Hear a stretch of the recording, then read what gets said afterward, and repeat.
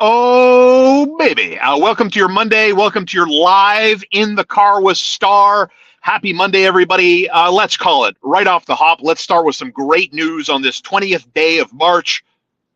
Winter is over. Let's call it right here and right now. Winter for 2022 until 2023 is over. Mother Nature, you are not allowed to let snow accumulate on the ground as of April 1st moving forward. And this is a great day for your local golfers because most maintenance crews begin their spring and summer golf course preparation today. A lot of folks showing up to work on golf courses, public and private, getting ready for a brand new golf season. The Montreal Canadiens, a regular season, my friends, in the process of winding itself down, and I would imagine Tank Nation ecstatic this morning, knowing that the Montreal Canadiens have the fifth fewest points of any team in hockey, and it really does look like that is ultimately where they are going to end up. Arizona and the Coyotes don't lose games anymore. The Vancouver Canucks are starting to pull away in the tankathon battle. The Canucks now a 7-point lead, and it looks like the dregs of the NHL's regular season are who they are, and they're not going anywhere.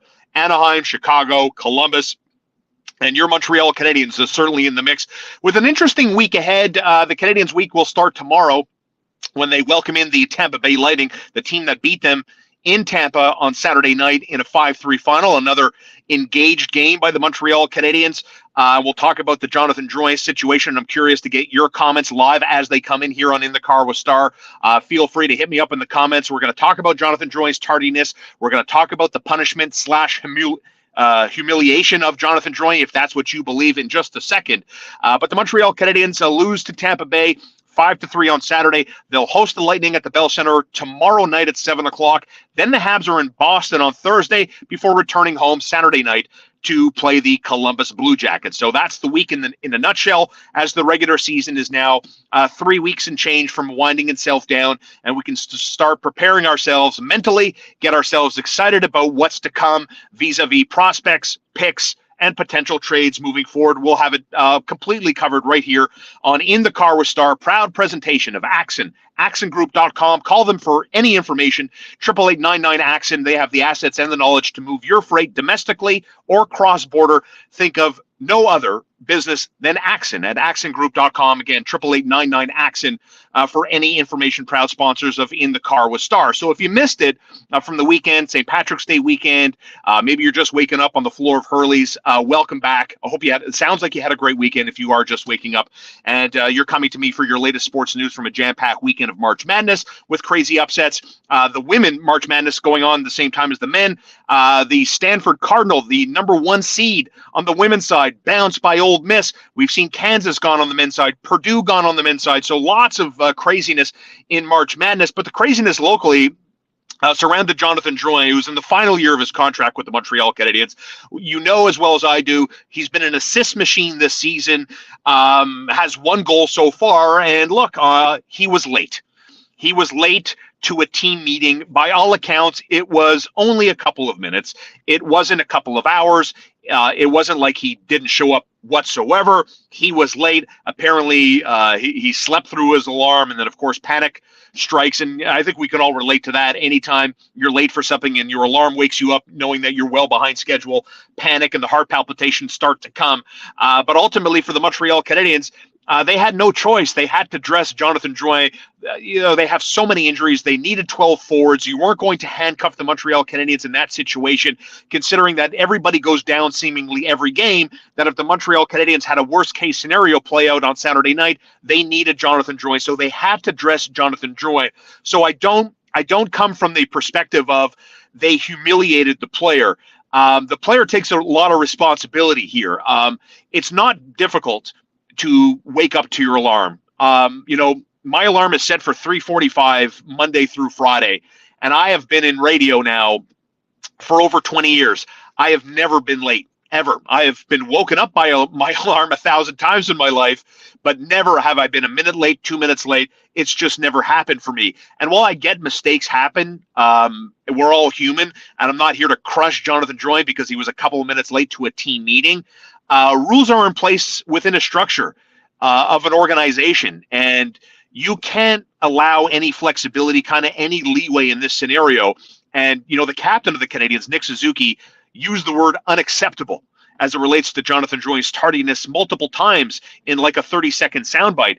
And rules are rules. I hate to be the square in the room, but rules are rules, and they're there, for a variety of different reasons. Obviously, one of the first purposes of establishing rules within a team and an organization is to make sure who falls in line, who's not going to kick up dirt, who's not going to be anti-authority, who's going to see a set of rules and say, okay, everybody has to follow the same set of rules.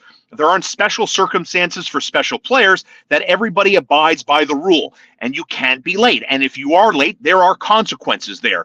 And Jonathan Drouin was late. I was always told that if there's a meeting scheduled for 6 o'clock, if you arrive at 6 o'clock, you're late. Better to be there 5 minutes early. 5 minutes early is on time. So I understand that. You want to make sure that your guys are listening, you guys are buying in. And one of the early signs to see if players are buying into the structure that you're trying to create and the atmosphere that you're trying to create is by setting rules and boundaries, and who will fall into those boundaries and be a quote-unquote good soldier, and who won't, who's going to push back. And then you can see what the pushback is and make your adjustments, whether or not this player is a pain in the ass and not worth the trouble, or they bring up unique angles, and you know what? They just don't say yes to everything. They actually have a little bit of a backbone and a little bit of a pushback, and you can make those adjustments on the fly here. But with Jonathan Drouin, it's an opportunity for Martin St. Louis to really put his fingerprints, his stylistic approach to how he wants this team to behave on and off the ice. And all of those things, I think, are very important. Martin St. Louis and Ken Hughes and Jeff Gordon are trying to build a culture. So I actually love the way the Montreal Canadiens brass, leadership, players and coaches decided to get together and say, how do we handle this situation? How do we handle Jonathan Drouin, who was late? That made news, got everybody talking. I was with Mitch Melnick and Connor McKenna and Pat Hickey and Randy Renault and Ron Roush. We were all together talking in a roundtable format live from Hurley's on Friday night for St. Patrick's Day weekend as we kickstarted it here in Montreal. And look, we all get it. Like, nobody thinks Jonathan Drouin committed hockey murder here by being a couple of minutes late. But if you're a young team with impressionable players like Anthony Richard, Raphael Harvey-Pinard, and Jordan Harris, or Caden Gooley, or all of these younger players on your roster, you know what they're looking for? They're looking for signs. They're looking for the lay of the land. How does this team operate in good and bad times? So it's of the utmost importance that you set the bar at a very high level to make it clear as day that these are the rules internally for our organization, and that if you slip up, regardless of the severity of the slip up, there will be consequences. And I like that. I like that within the organization because it holds players to account. There is accountability within the organization, that there are no loafers, there's no loose interpretations of the rules in the clubhouse. And, listening to Sergio Momesso on TSN 690 in the aftermath of this story breaking on Friday, that it's just, in their world, in their culture, it is unacceptable. And so I think the Montreal Canadiens showed a lot of character by, and I'm not going to say it was a tough call to make, that the Montreal Canadiens made a difficult decision to sit Jonathan Drouin, but they had to make that call, and they dressed him and they sat him on the bench, and he never saw the ice. So, I didn't think the Montreal Canadiens were bringing Jonathan Drouin back, nor do I think that Jonathan Drouin should be back with the Montreal Canadiens, because that's a question that's been thrown around here in the last few weeks, considering how more engaged Drouin seems to be. Has he played himself into another contract with the Montreal Canadiens? And if you remember, longtime listeners and viewers of In the Car with Star will remember when I asked y'all if you thought Jonathan Drouin, at this point of his career, as his current contract with the Canadiens runs out, has he played himself into a PTO scenario? And lo and behold, on Friday, again, back to Hurley's, Pat Hickey, formerly of the Montreal Gazette, brought it up. He believes Jonathan Drouin has played himself into a PTO. We're going to learn a lot this summer about what the NHL thinks of Jonathan Drouin. And I don't know. I don't know Jonathan Drouin personally, and I'm not here, and I'm never, ever, ever, and I've never been this guy, and I never will be this guy, to call out a player's heart, call out a player's desire to compete. So I'm not comfortable saying Jonathan Drouin has no heart. I'm not comfortable calling Jonathan Drouin soft. I don't think he's heartless, and I don't think he's a soft player. I think he's a unique player that a lot of things have to go right in order for this guy to feel comfortable. And that's what I mean by we're going to learn a lot about what the league thinks about Jonathan Drouin. Because consider the fact that while Denis Gurianov is scoring, he's got 4 goals in his last 5 games. He's got 5 goals since he became a Canadian, and Saturday night was his 11th game as a Hab.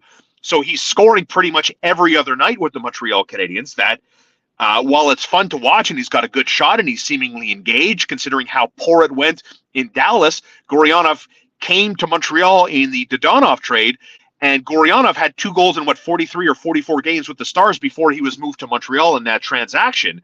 That I don't put a lot of stock into what guys are doing now. I don't. And that's why, if if Gurianov didn't come to Montreal with the baggage, right, and he scored 4 goals in 5 games and is scoring every other game for the Canadiens since the trade, I am positive we would be getting a lot of feedback about why aren't the Canadiens re-upping 3 years, 5 years with this guy. I just, I look at this scenario, I look at Gurianov as a player who understands that he has to show a different version of himself, and credit to the player for stepping up his engagement and his finishing skills, because he's clearly doing that. But let's remember, the Montreal Canadiens are going nowhere fast. This is a bottom 5 NHL team, and it's of my opinion that I don't put a lot of value into what Jonathan Drouin is doing, into what Denis Gurianov is doing. I don't put a lot of stock into players playing out of their skin on a team that is non-competitive, on a team that really has very little pressure on it. Now, there's individual pressure.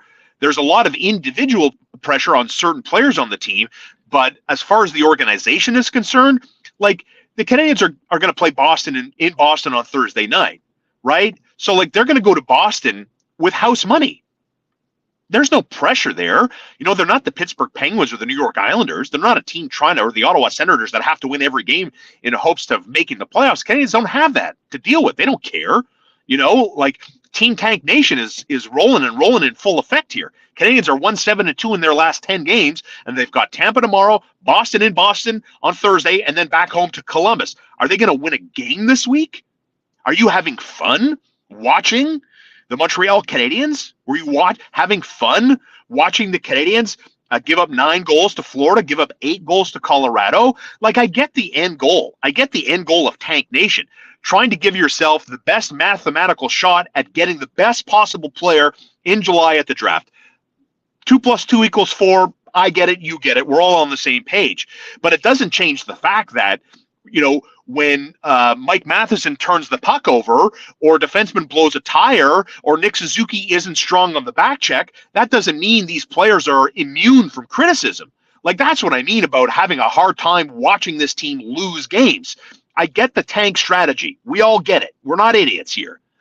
But the details within the game, I'm still a hockey fan at the end of the night, right? I don't want to see a guy loaf on a back check and in non-competitive. I want to see work. I want to see hard work.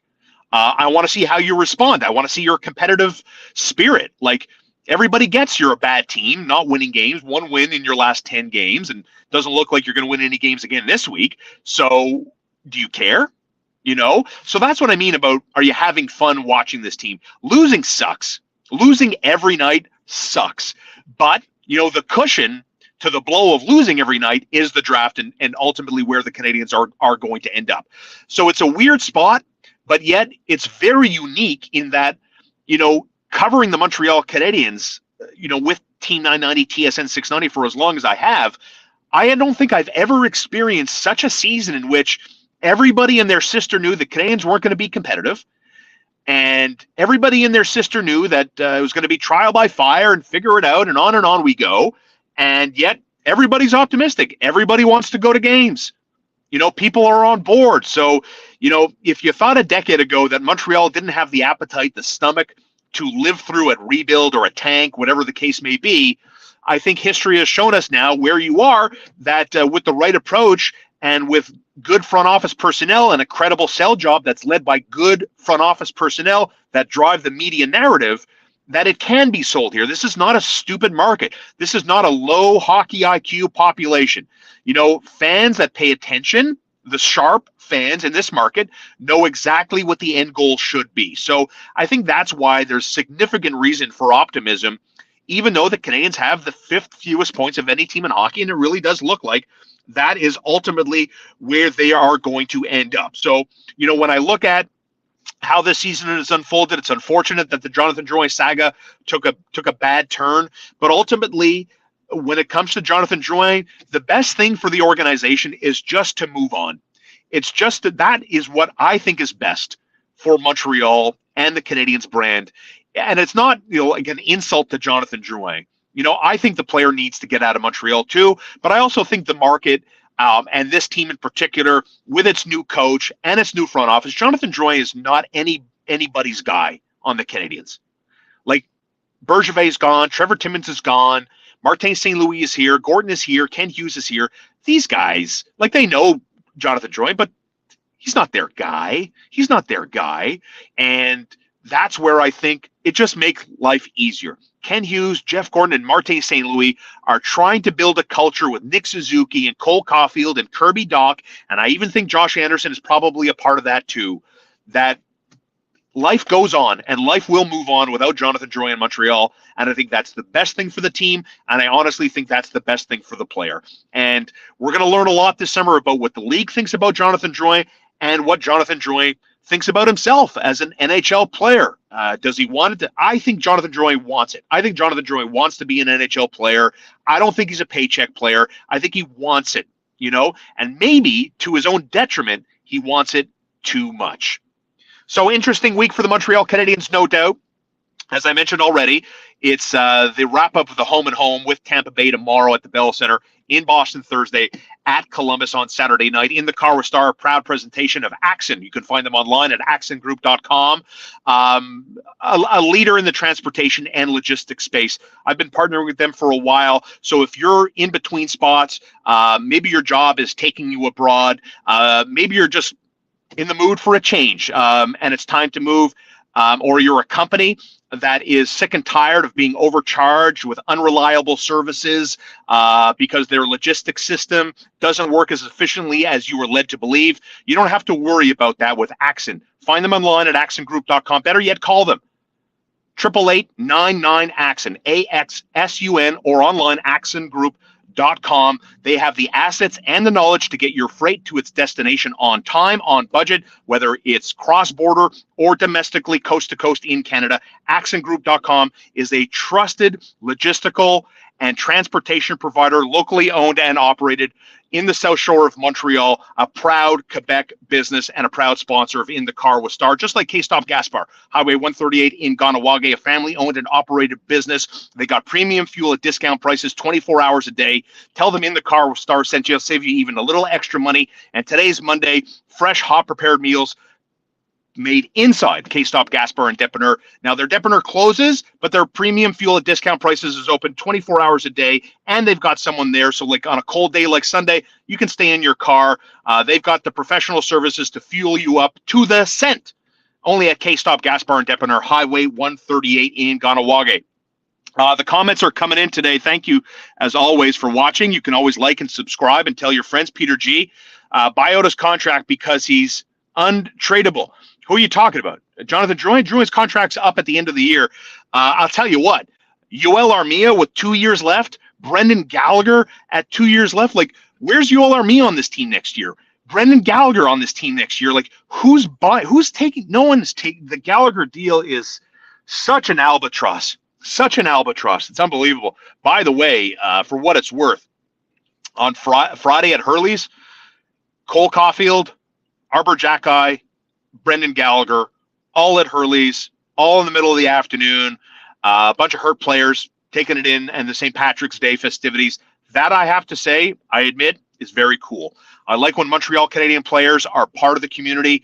They're not going to some bougie club behind the velvet ropes and the VIP. No, they were upstairs at Hurley's drinking pints just like everybody else. I thought that was pretty cool. I'd like to see a little bit more of that. More comments coming in as we talked about Jonathan Drouin. Drouin has played his way out of Montreal, needs acquired a market. Listen, the thing with Jonathan Drouin, right, about skill, like we talk so much about skill. And we talk about it in the NFL with bad boys, right, that keep getting jobs and keep getting jobs and keep getting jobs. You know why? Because sometimes they outplay their baggage. Jonathan Drouin, biggest issue, and he's got a lot of issues, but his biggest issue is he hasn't outplayed his baggage. That's from Syracuse to Tampa Bay to Montreal. Every stop, there's been a problem. Every stop, there's been baggage. And every opportunity has gone by him without him taking advantage. And there are multiple reasons why he hasn't taken advantage. And it's a gigantic mystery. It's the Bermuda Triangle. I have no idea how it works or why it works the way it does. That's who Jonathan Drouin is. He's got baggage, and why you see guys keep getting deals? Because they outplay their baggage, and they produce, except for Jonathan Drouin. So, you could say Jonathan Drouin has played his way out of Montreal. I think you could have said that 2 years ago. I think you could have said that last year. I mean, that train has left the station, in my view, anyway. More comments coming in. Lots of comments today. Thank you so much. Habs have been losing, but have been very competitive on 80% of their games. Let's not lose track of the fact that there are 11 regulars out of the lineup, and that causes blunders and adds to the bloats, no doubt. You know what else adds to the bloats? Terrible goaltending. And that, my friends, I choose to believe is the biggest reason why the Montreal Canadiens aren't as bad as you thought they would be, and it's the big reason why the Montreal Canadiens have been getting blown out lately. And it's a shame. Tristan Jarry was awful against the Penguins, for the Penguins, I should say, because the Canadiens would have lost that game too. So, the Canadiens goaltending, Jake Allen and Sam Montembeault, have kept this team super competitive, more than I think even the front office thought they would be. And now that the goaltending is kind of moved back to more or less average, you're starting to see, here we go. So yes, obviously the injuries. I mean, you look how many guys are gone, including your premier goal scorer in Cole Caulfield. So yes, the laundry list is very populated. I get that, but don't lose focus on the fact that goaltending has kept the Montreal Canadiens uber competitive all season long. And that's where we are with the Canadiens wrapping up their home-and-home series with Tampa Bay tomorrow. Thank you so much for all the comments. Thanks for tuning in. Don't forget, you can like, subscribe, and follow us, whether you subscribe to our podcast on iHeartRadio, Spotify, wherever it may be, or on YouTube. Hit that subscribe button. It takes no time, and it means a lot. So thank you, as always. Don't forget, support me by always supporting my sponsors, K-Stop Gas Bar in Deppener, Highway 138 in Ganawage. It's the fourth light, maybe Highway 138, take it all the way. You'll see the giant K in the sky at K-Stop Gas Bar in Deppener. Premium fuel at discount prices 24 hours a day. And the best of the best, the leader in the logistical transportation space, AxonGroup.com, 888-99-AXON, AXSUN, with the knowledge and the assets to get your freight to its destination on time, on budget. You can trust that they have the knowledge and the assets to execute that for you flawlessly. Call them 888-99-AXON, AxonGroup.com, proud sponsors of In the Car with Star. Habs and Lightning tomorrow night at 7, live on TSN 690.